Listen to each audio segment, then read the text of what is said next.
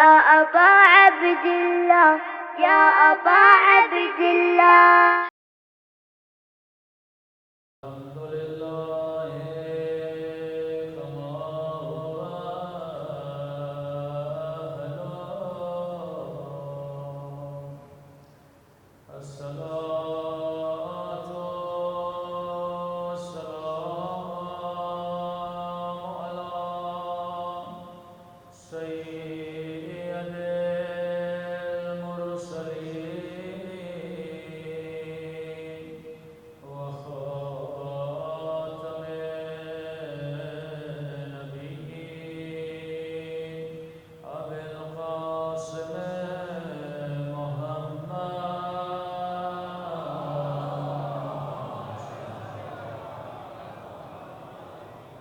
وعلى آله الطيبين الطاهرين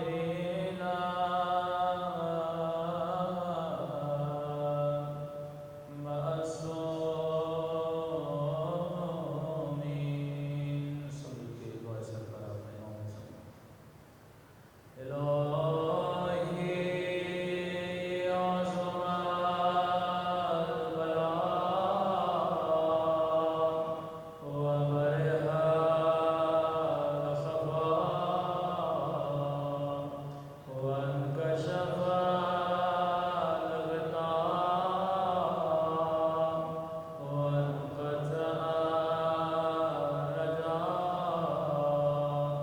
وزاقت الأرض ومنعت السماء وأنت المستعان وإليك المشتكى وعليك المؤول في الشدة والرخاء.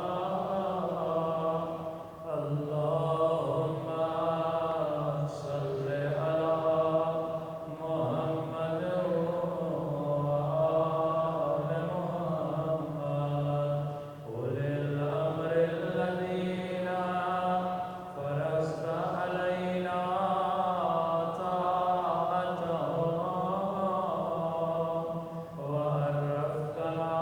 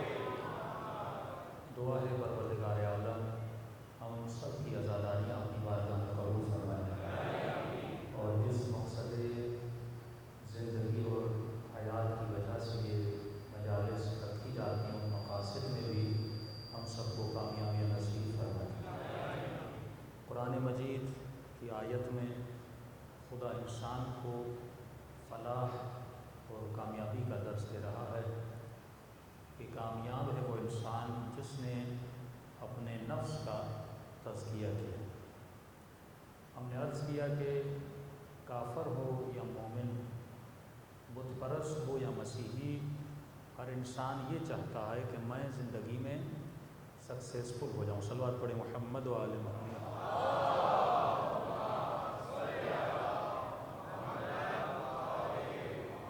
ہر انسان زندگی میں کامیابی چاہتا ہے، لیکن کامیابی ہے کیا؟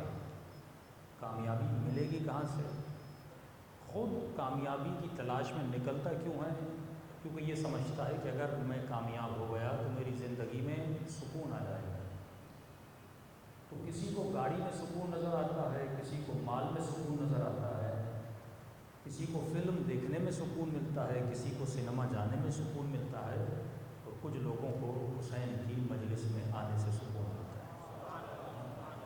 آپ اگر یہاں آئے تو آپ کے آنے میں کوئی موٹیو تھا، کوئی محرک تھا جس نے آپ کو یہاں پر آنے پر مجبور کیا کہ آپ یہاں بیٹھے ہیں، کیونکہ آپ یہاں سے کچھ لینا چاہتے ہیں، کچھ حاصل کرنا چاہتے ہیں، آپ کے وجود میں کسی شے کا اضافہ ہوتا ہے۔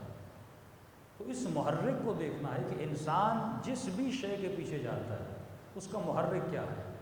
اگر اس کا موٹیو اہل بیت کا فرمان ہے، عقل ہے، روح ہے، ما فی الضمیر ہے، تو انسان کی زندگی کامیاب ہے۔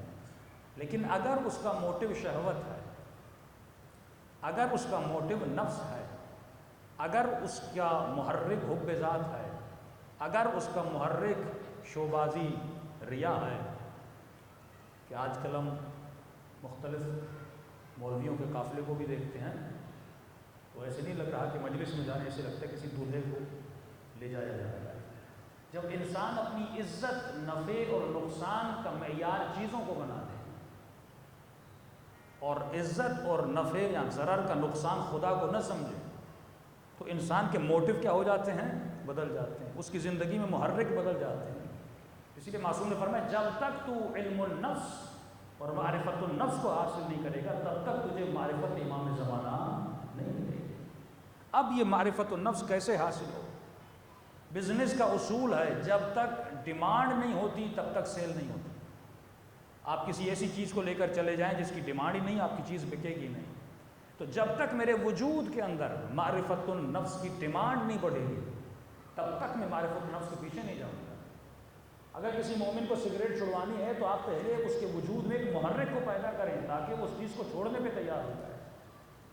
دنیا کیا کرتی ہے؟ وہ ایڈورٹائزمنٹ کے ذریعے سے آپ کے وجود میں موٹیو کو پیدا کرتی ہے۔ کہ میں نے واٹر بیڈ کی آپ کو مثال دی تھی، ایک وقفہ اتنا خوبصورت بنایا جاتا ہے، آپ کے اندر ضرورت کو ایجاد کیا جاتا ہے، پھر آپ اسی ضرورت کے پیچھے لگ جاتے ہیں اور وہ چیزیں اپنے گھر میں لا کر بٹھا دیتے ہیں۔ مثال کے طور پر اگر میں کسی چیز کی تعریف کروں، کس چیز کے اتنے فائدے ہیں، آپ فوراً میرے پاس آئیں گے مولانا ہمیں چاہیے۔ تو پہلے محرک کو ایجاد کیا جاتا ہے، اور خدا نے انسان کو گناہ سے بچنے کے لیے جو برترین محرک دیا کہ جس موٹیویشن کے ذریعے انسان خود کو گناہ سے بچا سکے، وہ ذکر قیامت تھا، وہ ذکر قبر تھا، وہ ذکر موت تھا۔ اسی لیے قرآن میں 1200 آیتیں ایسی ہیں جو موت کے بارے میں۔ علماء فرماتے ہیں شاید قرآن کا کوئی ایک صفحہ ایسا ہو جس میں آخرت کا ذکر نہیں ہے۔ تو جب انسان آخرت کو جتنا یاد کرے گا اس کے اندر موٹیویشن پیدا ہوگی، تب جا کے وہ گناہ سے بچے گا، تب یہ جوان اپنی نگاہ کو نگاہ حرام سے بچائے گا، تب یہ اپنی زبان پر کنٹرول کر سکے گا، تب یہ زندگی میں 10 منٹ ایسے نکالے گا جس 10 منٹ میں اتنا مطالعہ کرے تاکہ اس کے دل میں معرفت امام زمانہ بڑھ جائے۔ لیکن جو دنیا کا سسٹم، میں نے کل کلچر پہ آپ کے سامنے بات کی، جو یونیورس کا کلچر ہے اس کے کلچر میں آپ کو کہیں موت نظر نہیں آتی۔ فلمیں بنتی ہیں دنیا پر، انٹرٹینمنٹ کی فلمیں بنتی ہیں، موٹیو کون ہوتا ہے؟ شہوت ہوتا ہے یا مال ہوتا ہے، یا سائنٹیفکلی فلمیں بنتی ہیں جن کا تعلق آپ کے لاجک سے، آپ کے دماغ سے ہوتا ہے۔ لیکن دنیا میں بہت کم فلمیں ایسی بنتی ہیں جس میں موت کا ذکر کیا جائے، جس میں قیامت کا ذکر کیا جائے۔ شہوت پہ گفتگو ہوتی ہے، مال پہ گفتگو ہوتی ہے، بزنس پہ گفتگو ہوتی ہے، مختلف ڈرامے بنائے جاتے ہیں، سائنٹیفکلی فلمیں بنائی جاتی ہیں، لیکن آپ نے دیکھا ہوگا کہ پورے یونیورس کا یہ کلچر ہی نہیں ہے کہ موت پہ گفتگو کی جائے۔ حالانکہ ہر انسان جانتا ہے کہ یہاں پہ میں 70 سال جینے آیا ہوں، اور جس دنیا میں مجھے جانا ہے وہ ابدی دنیا ہے، اس کی کوئی لمٹ نہیں ہے، لمٹ لیس دنیا ہے، وہاں پہ ابدی زندگی ہے، لیکن اس زندگی کے بارے میں اس جوان کو پتہ ہی نہیں ہے۔ اسے تو یہ بتایا گیا کہ پیسے کی اہمیت یہ ہے، اسے تو یہ بتایا گیا مال کی اہمیت یہ ہے، اسے تو بتایا گیا اگر اسٹیٹس بنانا ہے تو یہ چیزیں تیرے پاس ہونی چاہیے، لیکن اسے یہ بتایا ہی نہیں گیا کہ آخرت میں اگر تمہیں اسٹیٹس چاہیے تو تجھے علی بن ابی طالب کی اطاعت کی ضرورت ہے۔ آخرت میں اگر تجھے اسٹیٹس چاہیے تو تم نے اپنی قیامت کے لیے کیا کیا؟ تو میں نے کئی سال پہلے مجلس میں یہ عرض کیا تھا کہ ویسٹرن ورلڈ جو ہے اس کی جو سویلائزیشن ہے، اس کی سویلائزیشن کا جو دھاگا ہے وہ کیا ہے؟ ایک تسبیح کا تصور کیجئے، تسبیح کے دانوں میں نظم ہوتا ہے، اگر یہ دھاگا نہ ہو تو سارے دانے بکھر جائیں، اگر ان دانوں کو کسی شے نے ایک جگہ پہ اکٹھا کیا ہے وہ تسبیح کا دھاگا ہے۔ تو ویسٹرن سویلائزیشن اگر آج کھڑی ہے، ہمارا جوان وہاں جانا چاہتا ہے، ہمارا ڈاکٹر وہاں جانا چاہتا ہے، ہر پڑھا لکھا آدمی اس ملک میں جانا چاہتا ہے، کیوں؟ کیونکہ وہ سویلائزڈ ہیں، ہمارے ملک سویلائزڈ نہیں ہیں۔ تو اس کی سویلائزیشن میں جو اٹریکشن پیدا ہوئی وہ کون سی چیز ہے جس نے اس میں اٹریکشن کو پیدا کیا ہے؟ وہ اس کا دھاگا ہے۔ اس دھاگے کا نام کیا ہے؟ کہ جس میں نظم بھی ہے، جس میں ضبط بھی ہے، وہاں لوگ قانون کو فالو بھی کرتے ہیں۔ یہاں پہ ریڈ سگنل پہ آ کے پاکستانی سگنل توڑ دیتا ہے، لیکن یہی پاکستانی جب یورپ جاتا ہے رات کے 2 بجے بھی سگنل کے پیچھے کھڑا ہو جاتا ہے۔ کس چیز نے اس کو اتنا مطیع کیا؟ کس چیز نے اسے اتنا فرما بردار کیا کہ یہاں پہ یہ قانون کو فالو نہیں کرتا لیکن وہاں پہ قانون کو فالو کرتا ہے؟ وہ کون سی ان کے سویلائزیشن کی خوبی ہے کہ جس نے اس کی سویلائزیشن کو کھڑا رکھا ہے؟ تسبیح کا تصور کیجئے، ویسٹرن سویلائزیشن کا تصور کیجئے، اور امام زمانہ جب آئیں گے مولا ایسا کون سا کام کریں گے کہ فی الفور ویسٹرن سویلائزیشن ٹوٹ جائے گی؟ کیا مولا کہ اللہم کل ولیک پڑھیں گے، یا مولا کہ کوئی دعا کریں گے کہ سویلائزیشن ٹوٹ جائے؟ پریکٹیکلی امام زمانہ اسلامی حکومتوں کے قیام کے لیے وہ کون سی چیز نافذ کریں گے کہ فرماتے جب امام کا ظہور ہوگا کوئی بچہ چور پیدا نہیں ہوگا، امام زمانہ کا ظہور ہوگا کوئی بچہ زانی نہیں ہوگا، امام زمانہ کا ظہور ہوگا کوئی بچہ گناہ نہیں کرے گا؟ ایسی کون سی جادو کی چھڑی ہے جو امام زمانہ کیا کوئی نیا دین لائیں گے؟ کیا کوئی نئی شریعت لائیں گے؟ کیا کوئی نئے اقوال لائیں گے؟ یہی دین یہی شریعت ہوگی، لیکن کس چیز کو امام زمانہ امپلیمنٹ کریں گے کہ تمام تر لوگ دیندار بن جائیں گے، پورے معاشرے کے دلوں میں رحم پیدا ہو جائے گا، پورا معاشرہ دین کا فالوور بن جائے گا؟ وہ کون سی چیز ہے؟ پہلے ویسٹرن سویلائزیشن کو سمجھنے کی ضرورت ہے۔ انہوں نے اپنے معاشرے کو کس طرح کھڑا کیا کہ ان کے معاشرے میں قانون بھی ہے، قانون کو فالو بھی کیا جاتا ہے، وہاں پہ ایک نظم ہے، ایک ضبط ہے۔ فرماتے ہیں اس دھاگے کا نام ہے معاش۔ کیا نام ہے؟ معاش۔ ذہنوں میں بٹھا دیجئے، اس دھاگے کا نام ہے معاش، یعنی اکنومیکلی انہوں نے اپنے معاشرے کو کنٹرول کیا ہوا ہے۔ مثال کے طور پہ یہاں سے جو جوان یو کے کمانے جاتا ہے وہ گیا ہی کمانے کے لیے ہے، وہ یو کے زیارت کرنے نہیں گیا، وہ وہاں پہ دعائیں پڑھنے نہیں گیا، یعنی اس کا جو موٹیو تھا یورپ جانے کا وہ پیسہ کمانا تھا۔ وہ ڈاکٹر ہو یا انجینئر ہو یا جتنے بھی اسٹوڈنٹس جاتے ہیں وہاں پہ کوئی معرفت و نفس تو لینے نہیں جاتے نا۔ ویسٹرن ورلڈ میں جوان کیوں جاتا ہے؟ وہاں پہ اپنی اکنومک کو مضبوط کرنے جاتا ہے۔ تو سب سے بڑی چیز جو جس نے اس کے سسٹم کو کھڑا کیا ہے وہ ان کی اکنومک ہے، جس کو عربک میں کہا جاتا ہے معاش، احادیث میں کہا جاتا ہے معاش، جس کو کہا جاتا ہے دجال کی آنکھ۔ دجال کانا ہوگا، اس کے پاس ایک آنکھ نہیں ہوگی، دوسری آنکھ ہوگی۔ آج تک آپ نے سوچا وہ دوسری آنکھ کون سی ہے جو اس کے پاس نہیں ہوگی؟ اور یہ کیوں فرمایا کہ دجال کے پاس ایک آنکھ ہوگی؟ معصومی فرماتے یہ ایک آنکھ معاش کی آنکھ ہے۔ جتنا بھی دجالی سسٹم ہے وہ صرف معاش کی بنیاد پہ چلے گا، اس کے جتنے بھی قوانین بنائے جائیں گے وہ اکنومیکلی بنیاد پہ ہوں گے، ممالک کے آپس میں جتنے بھی تعلقات ہوں گے وہ اکنومیکلی بنیاد پہ ہوں گے۔ پاکستان کا اگر تعلق سعودی عرب سے ہے تو کوئی دینداری کی وجہ سے نہیں ہے، کیونکہ وہاں سے ریال آ رہے ہیں، وہاں سے پیسہ آ رہا ہے۔ امریکہ کے ساتھ اگر آج تعلق تھوڑا سا بگڑ رہا ہے، کیوں؟ کیونکہ وہاں سے پیسہ نہیں آ رہا۔ چائنا کے ساتھ اگر تعلق مضبوط ہو رہا ہے تو اس لیے نہیں کہ چائنیز بہت بڑا کلمہ پڑھتے ہیں یا نمازیں پڑھتے ہیں، میرا تعلق چائنا سے اس لیے ہے کیونکہ چائنا سے مجھے میرا معاش بہتر بن رہا ہے، میری مٹیریلسٹ دنیا بہتر بن رہی ہے۔ تو آخری زمانے میں جو نظام حاوی ہو جائے گا وہ نظام دجالی ہوگا۔ دجالی نظام مطلب کیا؟ دوستیاں اسی بنیاد پہ ہوں گی، مالدار ہے بیٹی کا رشتہ کرواؤں گا، مالدار ہے دوست بناؤں گا، مالدار ہے کوشش کروں گا اس کی صحبت میں بیٹھوں۔ آخری زمانے میں دجالی نظام، اور کوئی بھی شخص اس دجالی نظام سے بچ نہیں پائے گا، کیونکہ ان کی سویلائزیشن اتنی مضبوط ہوگی، آپ اس کی سویلائزیشن کو فالو کرو گے۔ پورا بینکنگ سیکٹر، بینک جب لون دیتا ہے کیا رحمدلی کی بنیاد پہ دیتا ہے یا معاش کی بنیاد پہ دیتا ہے؟ وہ لوگوں کا خون چوستا ہے صرف اس لیے اسے پیسہ بنانا ہے۔ امریکہ اپنے تعلقات کن ممالک سے بناتا ہے کہ ڈونلڈ ٹرمپ آ کر یہ بتاتا ہے کہ میں نے سعودی عرب کو اتنا اسلحہ بیچا اور سعودی عرب سے میں نے اتنا پیسہ لیا، اب میرا کیا جائے کہ بن سلمان کسے مار رہا ہے اور کسے نہیں مار رہا، میرا تو کام پیسے سے ہے۔ اگر مجھے دولت مل رہی ہے تو میرا کیا جائے وہ یمنیوں کو مار رہا ہے، میرا کیا جائے وہ مسلمانوں میں فرقہ واریت پھیلا رہا ہے، ہمارا اس سے تعلق نہیں ہے، کیونکہ یہ آخری زمانے کے سسٹم کا نام ہے کہ اس زمانے میں جو سسٹم حاوی ہو جائے گا وہ معاش کا سسٹم ہوگا، جس کو کہتے ہیں دجالیاں۔ دجال کوئی جسم نہیں ہے، کوئی مٹیریلس وجود نہیں ہے کہ آپ تصور کریں پتہ نہیں کوئی بندہ آئے گا اور کسی مومن نے کلپ بھیج دیا مولانا اسرائیل میں دجال پیدا ہو چکا۔ اب ایب نارمل بچہ تھا، اس کی ایک آنکھ تھی، بھائی دجال ایب نارمل نہیں ہے، دجال بہت نارمل ہے، وہ اپنے سسٹم کو اتنی تیزی سے چلاتا ہے، عقلانیت سے چلاتا ہے کہ بڑے سے بڑے اس کے سسٹم کے جھانسے میں آ جاتے ہیں۔ لیکن سوال وہیں کا وہیں کھڑا ہے کہ یہ جو نوجوان سگنل پہ کھڑا ہوتا ہے یو کے میں، کینیڈا میں، یو ایس میں، ویسٹرن ورلڈ میں، یہ کیوں کھڑا ہو جاتا ہے؟ کیونکہ وہاں معاش کے پیچھے گیا تھا، اور جس کو پتا ہے اگر میں سگنل کو توڑوں گا تو 200 پاؤنڈ کا فائن بھرنا پڑے گا، تو اس کا معاش نقصان میں پڑ رہا ہے۔ وہ سگنل پہ اس لیے نہیں رک رہا کیونکہ کوئی گناہ ہے یا ثواب ہے رکنا، اس کا ثواب یہ ہے کہ اس کا پیسہ بچ رہا ہے، اور جہاں جہاں اس کا پیسہ بچے گا وہ اطاعت کرتا جائے گا۔ وہاں پہ اگر کسی کرپٹ ترین آدمی کو اگر آپ پکڑوائیں تو انہوں نے قانون بنا، ان کے سارے قوانین معاش کی بنیاد پر ہیں، رحم دلی کی بنیاد پہ نہیں ہے کہ پتہ چلا فلاں بندہ ٹیکس نہیں دیتا، آپ کو پتہ ہے اس کے پاس 5-6 کروڑ پڑے ہوئے ہیں، انہوں نے قانون بنایا اگر آپ اس کا پیسہ پکڑواؤ گے تو گورنمنٹ آپ کو 30% اس کا دے گی۔ اب اس کے دوست کے گھر میں بھی پیسہ پڑا ہو، یہ اس 30% کے لیے اس کو پکڑوائے گا۔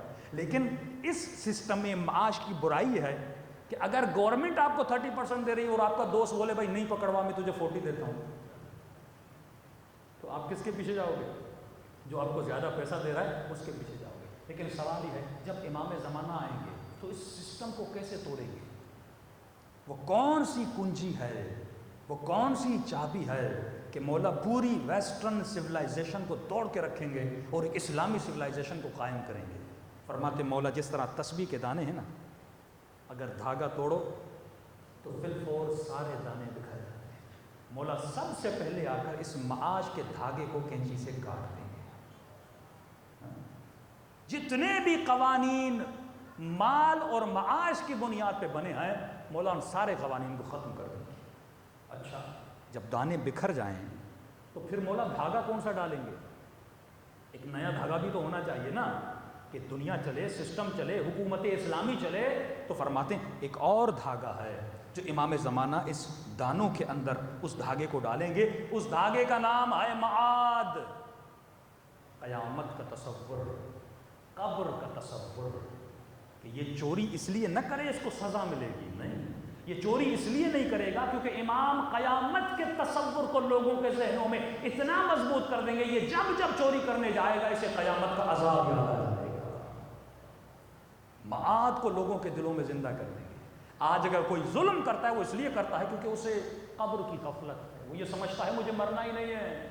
آج اگر کوئی کسی غریب کا مال کھاتا ہے وہ اس لیے کیونکہ اس کو ذہن میں ہے کہ قیامت میں مجھے جواب نہیں دینا۔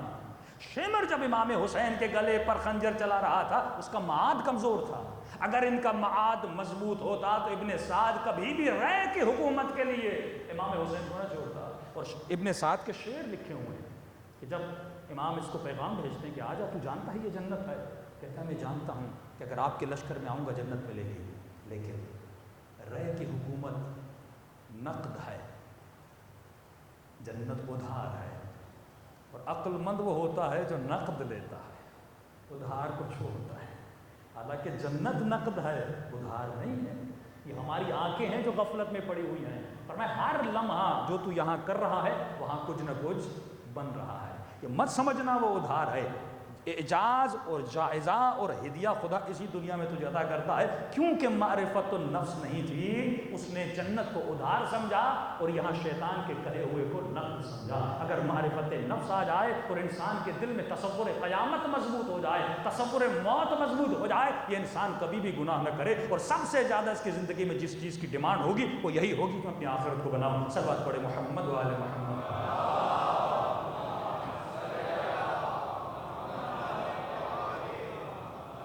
تو جو دنیا کا کلچر ہے وہ کلچر یہی ہے کہ لوگوں کو، بچوں کو موت کا نہ بتاؤ۔ شہوت پہ فلمیں بنائی جاتی ہیں، آپ ایسے ایسے ڈرامے دیکھیں گے، سیریز دیکھیں گے۔ صبح پاکستان کی آپ ٹی وی کھولیں، مارننگ شو، کوکنگ کی ساری کلاسیں چل رہی ہیں، بریانی کیسے بنانی ہے، پزا کیسے بنانا ہے، پاستا کیسے بنانا ہے۔ ہاں، خواتین کیا سیکھ رہی ہیں؟ کھانے، صرف پیٹ کی پوجا ہو رہی ہے، پیٹ کی پوجا ہو رہی ہے۔ دوپہر کے رات کے مارننگ شو میں جاتے ہیں، اس میں بھی یہی چکر ہوتا ہے، مختلف چیزیں، ڈرامے چل رہے ہوتے ہیں، جھوٹی کہانیاں چل رہی ہوتی ہیں۔ بولا فرماتے ہیں، رسول خدا کا فرمان ہے، کیاست عقل مند کی نشانی ہے، یہ موت کو یاد کرتا ہے، کیونکہ یاد موت اس کی غفلت کو مٹاتی ہے، یاد موت اس سے اچھے کام کرواتی ہے۔ لیکن ہمارے یہاں الٹی گنگا چل رہی ہے۔ اگر کرکٹ کا میچ چل رہا وہ کھیل ہے، ہم نے کھیل کو سیریس لیا اور سیریس چیزوں کو کھیل بنا لیا۔ قبر ہمارے لیے کھیل ہے، فلاں بندہ مر گیا، جنازہ پڑھ کے آ گئے، سوچا ہی نہیں کہ مجھے بھی ایک دن اسی قبر میں جانا ہے۔ اتنے لوگ مرتے ہیں، ہم جنازے اٹھاتے ہیں، کوئی پرواہ نہیں ہمیں، لیکن ہم نے کھیل کو سیریس بنا دیا۔ کرکٹ کا میچ ہو رہا، روڈوں پہ گاڑی نظر نہیں آ رہی، اتنا لوگوں نے میچز کو سیریس لیا۔ پاکستان میں کوئی ڈرامہ مشہور ہو جاتا ہے، کہتے ہیں اتنا مشہور ڈرامہ، مولانا پورے روڈ خالی تھے۔ لیکن کوئی مومن مر جائے، روڈ خالی ہوتے ہیں، لوگ اس کے جنازے میں تشریف کرتے ہیں۔ آج تو رسم بن گئی ہے، یورپی کلچر ہے نا، کہ جنازہ گاڑی میں ڈالا، ایمبولنس میں ڈالا اور سیدھا جا کے قبر پہ اتار دیا۔ اسلام میں تشییع جنازہ ہے، یہ ویسٹرن کلچر تھا کہ گاڑی میں رکھو تاکہ لوگ تشییع بھی نہ کریں کہ بھائی جنازے کو کاندھا دینا اتنا ثواب ہے، تم تصور نہیں کر سکتے۔ انہوں نے ڈبے میں ڈال دیتے ہیں، نیچے ڈال دیتے ہیں، اور قبرستان جو جائے گاہ عبرت تھی برائے انسان، لیکن قبرستان بھی لوگوں نے کیا کر دیے، شہر سے دور بنا دیے۔ اب سے شہر سے دور ہوگا کون جائے گا؟ پہلے قبرستان شہروں کے بیچ میں ہوا کرتے تھے تاکہ لوگوں کا وہاں سے گزر ہو۔ دوسرا وہی ویسٹرن کلچر اور ویسٹرن سوسائٹی اور ویسٹرن مائنڈ سیٹ کہ وہ قبرستان جہاں پہ لوگ عبرت جا کے لیتے تھے، اب قبرستانوں کو پارک بنا دیا۔ زمین خالی پڑی ہے، بچے آئیں کھیلیں، وہاں پہ جھولے لگا دیا۔ ویسٹرن ورلڈ میں جائیں گے، قبرستان نظر نہیں آتا، اس کو پارک، محل تفریح بنا دیا۔ جہاں پہ آ کر عبرت لینی تھی وہاں پہ لوگ آ کر کھیل کود میں مصروف ہو جاتے ہیں۔ ڈرامے کو اتنی اہمیت دی جاتی ہے، گیمز کو اتنی اہمیت دی جاتی ہے، اور یہاں تک انسان اس ایک گیم کے لیے، کرکٹ کے لیے سیریس، کئی لوگوں کو تو پاکستان ہار جائے اٹیک پڑ جاتا ہے، کھیل کے لیے اس کو اٹیک آ جاتا ہے۔ خرم شہر میں ایک بندے نے اپنا بہت خوبصورت گھر بنایا، صدام نے حملہ کیا، یہ بیچارہ گھر ور چھوڑ کے چلا گیا۔ جب پھر خرم شہر آزاد ہوا، یہ واپس خرم شہر میں آیا۔ اب جس کا سب کچھ گھر ہو، اس نے دل لگی گھر سے لگائی تھی نا، اب جیسے واپس آیا، اپنے گھر ٹوٹا ہوا دیکھا، اس بیچارے کو وہیں اٹیک ہوا اور مر گیا۔ جو دنیا کو ہدف سمجھ لے، جو کھیل ہے اسے ہدف سمجھ لے، اس انسان کی موت آ جاتی ہے۔ لیکن فرماتے جب رسول خدا قیامت کی آیتیں پڑھتے تھے، معراج سے جب واپس آئے، لوگوں کو بتاتے تھے کہ میں نے کون کون سے عذاب دیکھے، تو اصحاب رسول سن کے بے ہوش ہو جاتے تھے۔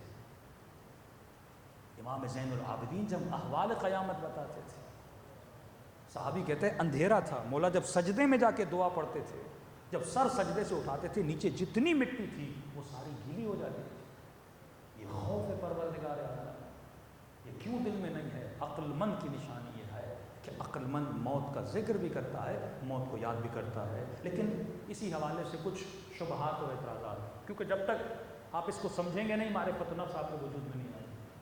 لوگوں نے کہا کہ بھائی موت کو یاد نہ کرو، کہا کیوں؟ کہ دیکھو موت کو یاد کرنے سے آدمی ڈپریشن میں چلا جاتا ہے، وہ اسی لیے موت پہ فلمیں نہیں بناتے کہ بچوں کو موت کا نہیں بتاؤ، موت کا سوچیں گے، یہ ڈپریشن ہو جائیں گے، یہ افسردہ ہو جائیں گے، یہ انزائٹی کا شکار ہو جائیں گے، ان کے اندر پینک پیدا ہو جائے گا۔ حالانکہ معصوم فرماتے ایسا نہیں ہے.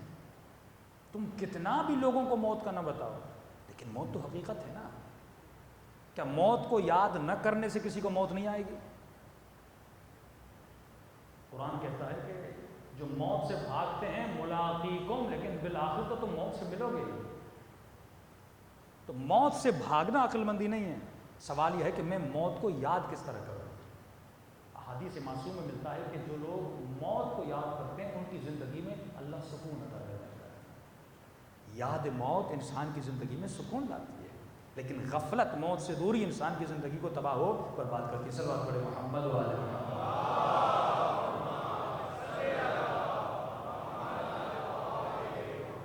حدیث رسول خدا سنی، فرماتے ہیں اکثرہم ذکرا للموت و اشدہم استعدادا لہ. عقل مند کی نشانی یہ ہے کہ یہ زیادہ سے زیادہ اپنی موت کو یاد کرتا ہے. وہ استعدادا لہ، اور زیادہ سے زیادہ اس کی تیاری کرتا ہے. ایران کے بہت بڑے مرجع آیت اللہ مرزا شیرازی، دیکھیے یہ ہوتے ہیں علی والے، یہ ہوتی علی والے کی زندگی. ان سے ان کے شاگرد نے پوچھا قبلہ اگر آپ کو پتہ چلے کہ ایک ہفتے کے بعد آپ کو موت آئے گی تو آپ کون سا عمل کریں گے؟ ہم رات کو خواب دیکھیں کہ 3 دن میں ہماری موت آنے والی ہے، تو ہم سے اگر کوئی پوچھے آپ کون سا عمل کریں گے، آپ جواب ذہن میں رکھیے اور دیکھیے مرزا شیرازی نے کون سا جواب دیا. یہ علی کے چاہنے والے کا جواب ہے، بڑا سیدھا سادہ جواب دیا کہ قبلہ اگر آپ کو پتہ چلے کہ ایک ہفتے کے بعد آپ کی موت آئے گی تو آپ کیا کریں گے؟ انہوں نے کہا وہی کروں گا جو 60 سال سے کر رہا ہوں، وہی کروں گا جو 60 سال سے کر رہا ہوں، مجھے کوئی نئی چیز نہیں کرنی. مولا فرماتے زندگی ایسی گزارو، ایک لمحے کے بعد اگر تمہاری موت ہو تو تم ہمیشہ موت کے لیے تیار رہو. گنجائش اس میں نہیں ہے. کیوں؟ مولا فرماتے کیوں؟ کیونکہ مرنے کے بعد تمہاری کروڑوں کی دولت بھی ہو، اگر کہو گے اے ملک الموت میرے 2 کروڑ لے لو، مجھے 1 منٹ دنیا میں واپس پلٹاؤ، آواز آئے گی ہرگز ہرگز. تو اپنے وقت کی قیمت جانو. یہ جو لمحے حسین کی مجلس میں گزار رہے ہو اس کی ارزش کروڑوں سے زیادہ ہے. تو زندگی ایسی گزاری کرو کہ آج اگر 20 سال کا جوان ہے، 50 سال کا کوئی مومن ہے، 45 سال کا اگر کوئی مومن ہے، 70 سال کا اگر کوئی مومن ہے، مولا فرماتے زندگی ایسی گزارو. اگر کوئی تم سے پوچھے کیا تم اپنی گزاری ہوئی زندگی سے مطمئن ہو تو جواب یہ آنا چاہیے ہاں میں اپنی زندگی سے راضی ہوں. اگر تو اپنی زندگی سے راضی ہے تو امام زمانہ بھی تیری زندگی سے راضی ہے. صلوات پڑھے محمد و آل محمد.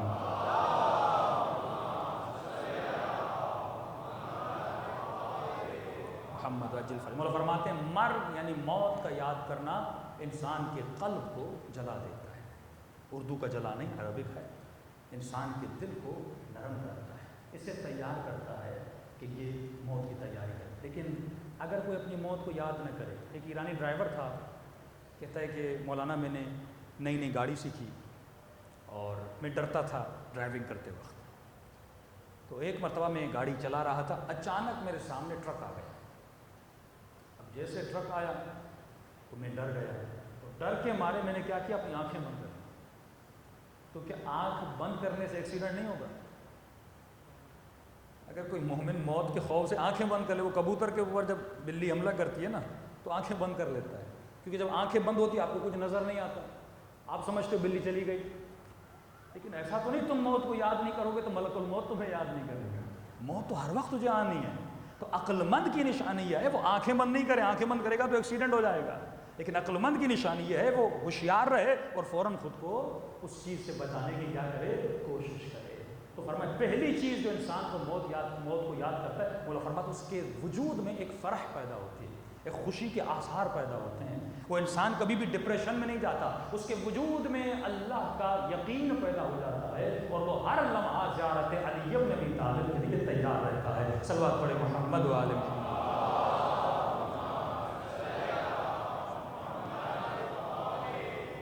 وَأَجِّلْ فَرْجَ. موت کو چند طریقوں سے یاد کیا جا سکتا ہے. ایک موت کا یاد کرنے کا طریقہ مایوس، مثلا جو انسان یاد کر کے فوراً مایوس ہو جائے. عرب کا بہت بڑا شاعر تھا، وہ روز موت کو یاد کر کے مایوس ہو جاتا تھا. بھئی مر جاؤں گا سب ختم ہو جائے گا، کیونکہ اس کا سارا جو ہدف اور مقصد تھا وہ دنیا تھی. مر جاؤں گا بچوں سے جدا ہو جاؤں گا، مر جاؤں گا دولت سے جدا ہو جاؤں گا. تو اس نے کہا پوری زندگی اس نے شادی بھی نہیں کی. وہ مر گیا اور اس نے کہا میری قبر پہ لکھ دو کہ یہ جو جنایت اور جرم ہے میرے پیدا ہونے کا میں نے نہیں کیا، میرے ماں باپ نے کیا ہے۔ تو ایک تو بندہ ایسی زندگی گزارتا ہے، موت کو یاد کر کے پوری زندگی کیا رہتا ہے؟ مایوس رہتا ہے۔ دوسرا موت کا زندگی گزارنے کا طریقہ غافلانہ طریقہ ہے، جیسے انگریز گزار رہے ہیں۔ وہ مایوس نہیں ہے، ان کو پتہ ہے مرنا ہے لیکن پھر بھی مایوس نہیں، بڑے خوشی سے کلبز میں جاتے ہیں، مزے کرتے ہیں، زنائیں کرتے ہیں، شرابیں پیتے ہیں، غافلانہ طریقہ۔ لیکن یہ طریقہ بھی خطرناک ہے، کیونکہ کب تک اپنی آنکھوں کو بند کرو گے؟ ایک دن تو آنا ہے کہ تمہیں موت آئے گی، ایک دن تو موت کا سامنا کرو گے۔ تو پھر وہی لوگ جب بوڑھے ہو جاتے ہیں چہرے پہ ڈپریشن کے آثار ہوتے ہیں، کیونکہ پوری زندگی تو گزار دی لیکن آخر میں مرنا ہے۔ ایک طریقہ جو علوی طریقہ ہے، اہل بیت کا طریقہ ہے، وہ واقع بینانہ طریقہ ہے کہ حقیقت کو دیکھ اور حقیقت کو سمجھ اور حقیقت کو سمجھ کے اپنی زندگی کے قدم اٹھا۔ یہ طریقہ اہل بیت علیہ السلام کا طریقہ ہے۔ یہ طریقہ جناب قاسم کا طریقہ ہے۔ جب پوچھا جاتا ہے قاسم تیرے لیے موت کیسی ہے تو فرماتے ہیں احلا من العسل، شہد سے زیادہ موت میرے لیے میٹھی ہے۔ یہ شہد کیوں ہے؟ کیونکہ قاسم نے اپنی زندگی کا ذائقہ شہد جیسا بنایا تھا۔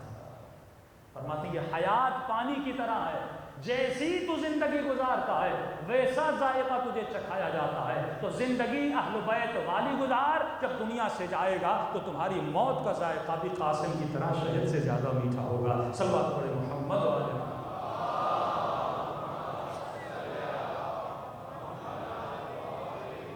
ایک حدیث رسول خدا کے سامنے پڑھ دوں۔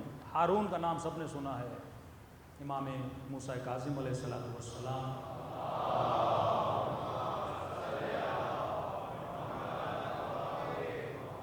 فرماتے اس نے اپنے سپاہیوں کو کہا کہ کسی ایسے شخص کو ڈھونڈ کے لاؤ جس نے رسول خدا کی ایک بھی حدیث سنی ہو اپنے کانوں سے۔ لوگوں نے کہا اتنا زمانہ گزر گیا، رسول خدا کی حدیث کس نے سنی؟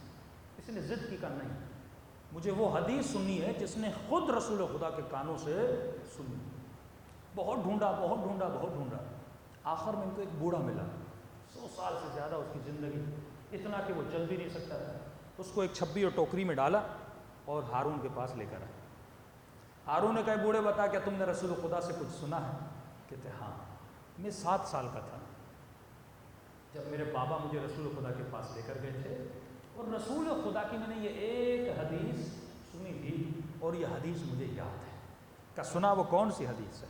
فرمایا رسول خدا نے فرمایا یشیب ابن آدم، جب آدم کی اولاد بوڑھی ہونے لگتی ہے، تشیب فیہ خصلتان، جیسے یہ بوڑھا ہوتا ہے اس کے اندر 2 عادتیں جوان ہوتی ہیں، ایک طرف بڑھاپا، ایک طرف 2 خصلتیں، 2 عادتیں اس کے اندر جوان ہونے لگتی ہیں۔ فرمایا کون؟ فرمایا الحرص وطول العمل، جیسے یہ بوڑھا ہوتا جاتا ہے اس کی زندگی بڑھتی جاتی ہے، اس کے اندر حرص بڑھتا ہے۔ ایک حرص تو جوانی والا حرص ہے، لیکن جیسے بوڑھا ہوتا ہے حرص اور بڑھتا ہے۔ اس کی چھوٹی سی آپ کو مثال دوں کہ آپ نے دیکھا ہوگا بوڑھے لوگ جیسے بوڑھے ہوتے ہیں بہت زیادہ کنجوس ہوتے جاتے ہیں، یہ اس حرص کی نشانی ہے۔ دوسرا فرماتے ہیں وطول العمل، جیسے جیسے یہ بوڑھا ہوتا ہے اس کے اندر لمبی لمبی خواہشیں جنم لینا شروع کرتی ہیں۔ مثلا 60 سال کا ہو گیا، کہتے اللہ اتنی زندگی دے، بیٹے کی شادی ہو جائے، اپنے بیٹے کو دلہا بنتے ہوئے دیکھو۔ اللہ کہتا ہے ٹھیک ہے مان لیا، بیٹے کی شادی ہو جاتی ہے۔ اب پھر مسلح پہ آتا ہے خدا اتنی زندگی دے، اپنے بیٹے کے بیٹے کو دیکھو، اللہ وہ بھی دے دیتا ہے۔ پھر کہتا ہے خدا اتنی زندگی، اب ان کی جوانیاں دیکھو۔ کبھی بھی اس کی آرزویں ختم نہیں ہوتی، 2 خصلتیں ان میں بڑھتی ہیں۔ ہارون بہت خوش ہوا، اس نے کہا تیرا شکریہ۔ ہارون نے پیسوں کی تھیلی دی، اس بوڑھے کو دی جو چھبی میں بیٹھا ہوا تھا، اتنا بوڑھا چل بھی نہیں سکتا، اس کو پیسے کی تھیلی دی۔ بوڑھا بہت خوش ہوا، سپاہیوں کو کہا اس کو لے کر جاؤ۔ سپاہی اس کو لے کر گئے، ابھی یہ دربار سے نکلا نہیں تھا، اس نے سپاہی کو رک جاؤ، رک جاؤ، تو کیا ہے؟ تو مجھے ہارون سے پھر ملنا ہے۔ کہا دربار سے، کہا ابھی تھوڑی دیر کو ہے، اتنا فاصلہ طے نہیں، مجھے لے کر جا، میرا بہت ضروری کام ہے۔ کہا واپس لے کر جاتے ہیں۔ پھر آیا ہارون کے پاس، ہارون نے کہا بھائی پھر کیوں آئے ہو؟ کوئی نئی حدیث کا؟ نہیں، حدیث تو وہ ایک ہی تھی، میں یہ پوچھنے آیا ہوں کہ یہ جو پیسے آپ نے مجھے دیے ہیں یہ صرف آج دیے ہیں یا ہر مہینے دو گے؟ یہ جو پیسے تم نے مجھے آج دیے ہیں۔ ہارون اتنا ہنسا کہ قد صدق رسول اللہ، میرے نبی نے سچ فرمایا تھا. میں تو یہ سمجھ رہا تھا تو اتنا بوڑھا ہے کہیں باہر نکلتے نکلتے مر نہ جائے، تجھے اگلے مہینے کے بھی پڑی ہوئی. تو یہ انسان کا حال ہے کہ انسان جب دنیا میں آئے، جب جیسے آدمی بوڑھا ہوتا رہتا ہے شیطان اس کے اندر اور حرص بڑھاتا رہتا ہے. تو یہ مت سوچئے کہ وہ لوگ کہتے ہیں مولانا بوڑھے ہو جائیں گے تو واجبات ادا کریں گے، بوڑھا ہو جاؤں گا تو زکوٰۃ دوں گا، خمس. بھائی ابھی نہیں دے رہے تو بڑھاپے میں تو بالکل نہیں لوگے، کیونکہ جیسے جیسے بوڑھے ہوتے جاؤ گے ویسے ویسے حرص کیا ہوتا جائے گا، بڑھتا جائے گا. یہ عادتیں جوانی میں اپنے اندر پیدا کرو اور ان عادتوں کو راسخ کر دو اپنے وجود میں. جب راسخ ہو جائیں گی تو مولا فرماتے ہیں تو علی بن ابی طالب کی زینت بن جائے گا. صلوات پڑھیں محمد و آل محمد.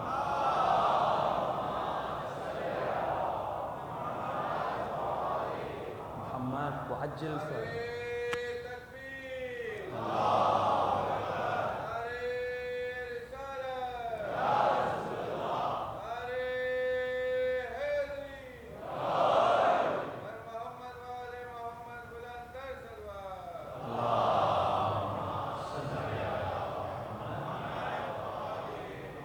لیکن اب یہاں پہ کویشچن مارک بنتا ہے، وہ یہ ہے کہ میں پھر دنیا میں زندگی کیسے گزاروں؟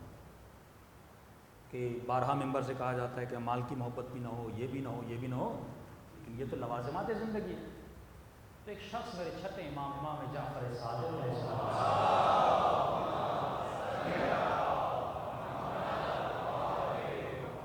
مولا کی خدمت میں آیا کہ مولا فلاں شخص بڑا دنیا دار ہے، میں یہ کہوں اہل دنیا ہے. امام نے کہا کیوں، کیا کرتا ہے؟ کہ مولا کاروبار کرتا ہے، بزنس کرتا ہے. تو امام نے کہا اگر وہ کاروبار اپنی عزت کو بچانے کے لیے کر رہا ہے، اگر وہ پیسہ اس لیے کما رہا ہے تاکہ معاشرے میں عزت حاصل کرے، اپنی عزت بچائے، تو یہ عین عبادت ہے. یہ کیا ہے؟ عین عبادت ہے. رسول خدا گزر رہے تھے، ایک مزدور کو دیکھا جو مزدوری کر کے آیا، اس کے ناخن پر مٹی لگی ہوئی تھی. رسول خدا نے اس مزدور کے ناخنوں پہ لگی ہوئی مٹی کا بوسہ لیا. فرمایا یہ مزدور جو رزق حلال کمانے کے لیے گیا ہے اور مزدوری کر کے آیا ہے، اس کے پسینے کے قطرے نہیں ہیں بلکہ تسبیح الہی کے دانے ہیں. اس طرح اگر کوئی زندگی گزارے، لیکن کیسے گزرے گی یہ زندگی؟ دو چیزیں، سبجیکٹ اور آبجیکٹ، یہ انسان بھول جاتا ہے. یہاں پہ آ کے انسان اٹک جاتا ہے. ہدف زندگی کیا ہے؟ اس کو ایک مثال میں آپ کو سمجھاؤں. آپ یہاں سے گئے مشہد یا کربلا یا مدینے، ہدف کیا تھا مشہد جانے کا؟ کئی لوگ زیارت کا ہدف غلط بناتے ہیں کہ مولانا مشہد آ رہے ہیں، ہمیں شمال گھومنا ہے، اصفہان گھومنا ہے، شیراز گھومنا ہے. اگر ہدف یہ تھا میں ایران اس لیے جا رہا ہوں تاکہ شمال اور اصفہان گھوموں، تو زیارت کا ثواب نہیں ملے گا. ہدف اصلی کیا ہونا چاہیے؟ امام رضا کی زیارت کے لیے جا رہا ہے. کبھی آپ نے سوچا خدا نے کعبے کو مکے میں کیوں رکھا؟ اٹلی میں رکھتا، سوئٹزرلینڈ میں رکھتا، کشمیر میں رکھتا کہ ہم یعنی زیارت بھی ہو جاتی، ساتھ ساتھ میں تفریح بھی ہو جاتی. لیکن خدا نے اپنا گھر اس سرزمین پہ بنایا جو زمین ذی زرع ہے، پتھریلی زمین، سخت ترین زمین، شدت کی گرمی، کہ جب میری زیارت پر آؤ تمہارا خیال باغوں کی طرف نہیں جائے، صرف میرے کعبے کی طرف رہے.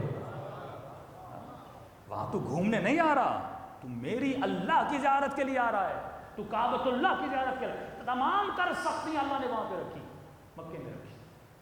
اگر ہدف مثلا مشہد گئے، مثال کو غور سے سنیے گا تاکہ آپ کو سمجھ میں آ جائے. مشہد گئے، ہدف تھا میں امام حسین کی زیارت کروں یا امام رضا کی زیارت کروں. مشہد پہنچے، آپ کی فلائٹ تھی فرسٹ ڈیٹ کو، آپ کی ریٹرن تاریخ ہے مثلا 22، آپ ہوٹل میں جا کے آپ نے روم لیا. ہدف تھا امام کی زیارت. پہلے دن آپ روم میں گئے، آپ نے دیکھا کہ بھائی ہوٹل کے کمرے کے پردے کے رنگ اچھا نہیں. آپ بازار میں گئے، آپ نے نیا پردہ لیا. اب اس روم کو اچھا کرنا ہے، آپ نے پردہ لگا لیا. آپ نے دیکھا دیواروں کا رنگ بھی اچھا نہیں ہے، آپ نے ایک اچھا سا کلر لیا، دیواروں کو بنایا. آپ نے کہا بیڈ بھی ٹوٹا ہوا ہے. دور دراز گئے، کسی نجار کو لے کر آئے، اس نے پھر بیڈ کو بنانا شروع کیا. ہدف کیا تھا؟ ہدف کیا تھا؟ زیارت امام رضا. لیکن یہ کن چکروں میں لگ گیا؟ ہوٹل کو بنانے میں. ہوٹل کے کپ اچھے نہیں ہیں، نئے کپ لانا شروع کر دیے. بیڈ شیٹ اچھی نہیں، بیڈ شیٹ بنانا شروع کر دی. کبھی کبھی اگر زیارت پہ جاتا بھی تھا تو پھر بھی اس کے ذہن میں وہ ہوٹل کا روم تھا کہ جلدی واپس جاؤں اور جا کر ہوٹل کے روم کو کیا کر دوں، صحیح کر دوں، ہوٹل کی نلکیاں صحیح کر دوں۔ مثال کے طور پہ بیان کر رہا ہوں، اچانک اس کو پتا چلا بھائی تمہاری ریٹرن فلائٹ کی ڈیٹ آ گئی۔ اب اس کے ذہن میں آیا، ارے میں آیا تو امام رضا کی زیارت کے لیے، میں تو ہوٹل کے کاموں میں لگ گیا۔ اس نے کہا مجھے ایک دن زیادہ دو، میں مولا کی زیارت کروں۔ آواز آئے گی فلائٹ کنفرم ہے، ریٹرن پالیسی نہیں ہے۔ مولا فرماتی یہ دنیا میں آیا، ثروت بناؤ، مال بناؤ، دولت بناؤ، لیکن یہ دولت ہدف نہیں ہے۔ دنیا بناؤ آخرت کے لیے، دنیا کے لیے نہ بناؤ۔ اگر دنیا کے لیے بناؤ گے تو تباہ و برباد ہو جاؤ گے۔ تو یہ دنیا میں آیا، اتنا بزی ہو گیا کہ یہ بھول ہی گیا کہ میں یہاں آیا کیوں تھا، کس مقصد کے لیے آیا تھا۔ مقصد تھا معاد، مقصد تھا قیامت، مقصد تھا آخرت کو سنوارنا، جو یہ بھول گیا۔ اب جب ملک الموت پہ نگاہ پڑتی ہے، کہتا ہے مجھے ارجعونی، مجھے پلٹاؤ، ایک دن فلائٹ کا ایکسٹرا مجھے دے دو، میں تو بھول ہی گیا تھا میں دنیا میں کیوں گیا تھا۔ آواز آئے گی کلا کلا، جو غفلت میں رہتا ہے اس کے لیے کوئی پلٹنا نہیں ہے۔ فرعون نے بھی جب ملک الموت کو دیکھا تھا کہا تھا آمن تو، میں ایمان لے کر آیا موسیٰ پر، رب موسیٰ پر۔ آواز آئی اب کا ایمان کسی کام کا نہیں ہے، کیوں کہا ہر مرنے والا علی ابن ابی طالب کی زیارت کرے گا، چاہے مومن ہو یا منافق ہو۔ اور جب مومن مولا کو دیکھے گا خوش ہوگا کیونکہ اس نے اپنا ہدف پورا کیا تھا، لیکن جب گنہگار علی کو دیکھے گا، منافق علی کو دیکھے گا تو مولا فرماتے ہیں اتنی حسرت کھائے گا، اے کاش میں نے زندگی میں علی کی باتوں کو مانا ہوتا۔ معصوم کا فرمان سنیے، فرماتے ہیں اہل قیامت کی اگر حسرت کو خدا دنیا پہ ظاہر کر دے تو سارے اہل دنیا مر جائیں، اس حسرت میں شدت اتنی ہے۔ عرفاء اولیاء اللہ موت کو جب یاد کرتے تھے تو کم از کم ہفتے میں ایک مرتبہ قبرستان جاتے تھے۔ مجھے سی ویو جانے کا ٹائم ہے، مجھے 2 گھنٹہ ڈرامے دیکھنے کا ٹائم ہے، تو میری زندگی کی ایکٹیویٹی بتاتی ہے کہ آخرت کی میری زندگی میں کوئی ویلیو نہیں ہے۔ ایران کے بہت بڑے اصفہان کے عالم دین، ان کی روٹین تھی کہ یہ ہر شب جمعہ قبرستان جاتے تھے، اور قبرستان میں ایک چھوٹی سی مسجد اور حجرہ تھا، وہاں پوری رات عبادت کرتے تھے، اللہ کو یاد کرتے تھے، آخرت کو یاد کرتے تھے، جو سفر ابدی ہے اس کو یاد کرتے تھے۔ کہتے ایک دن جب میں اس قبرستان میں پہنچا اور نماز تہجد پڑھی، شب جمعہ کے اعمال بہت زیادہ ہیں مفاتیح الجنان میں، خود جب آپ فلسفہ نماز تہجد کیا ہے کہ جب نماز وتر میں آپ قنوت میں کھڑے ہو جاتے ہیں، کیوں کہا گیا مردوں کو یاد کرو، 21 مردوں، تاکہ کم از کم 21 جو دنیا سے تمہارے دوست اقربا گئے تمہارے ذہن میں ہو۔ جب وہ 21 گئے ہیں تو ایک دن آئے گا 22واں بھی میرا نام ہوگا۔ آج میں ان کو یاد کر رہا ہوں، ایک دن ایک مومن آئے گا اپنی نماز کے قنوت میں مجھے بھی یاد کرے۔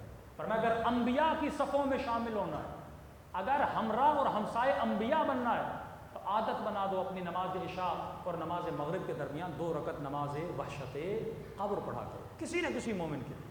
اے خدا دنیا میں کہیں پر بھی کوئی علی والا گزر گیا ہے، میں 2 رکعت نماز وحشت قبر پڑھتا ہوں، ایک دن یہ وحشت قبر میرے اوپر بھی تو آئے گی نا، ایک دن مجھے بھی تو لیٹا کر چلا جائیں گے نا، تو یقیناً کوئی نہ کوئی پھر آپ کے لیے بھی کیا کرے گا، نماز وحشت قبر پڑھے گا۔ تو فلسفہ نماز تہجد یہ کہتا میں رات کو نماز تہجد پڑھ رہا تھا، اسی دن رات کو ایک مردے کو لایا گیا، تو اسی مسجد کے ساتھ ہی غسل خانہ تھا، وہ جو مردہ شور تھا مردوں کو دھونے والا، اس نے دھویا، مردہ میرے سامنے رکھا اور اس کو کفن باندھ رہا تھا، میں اپنی نماز میں مشغول تھا۔ کہتا یہاں میں نے نماز ختم کر کے سجدے میں گیا تو مجھے عجیب چیخوں کی آواز، آہ و بکا کی آواز،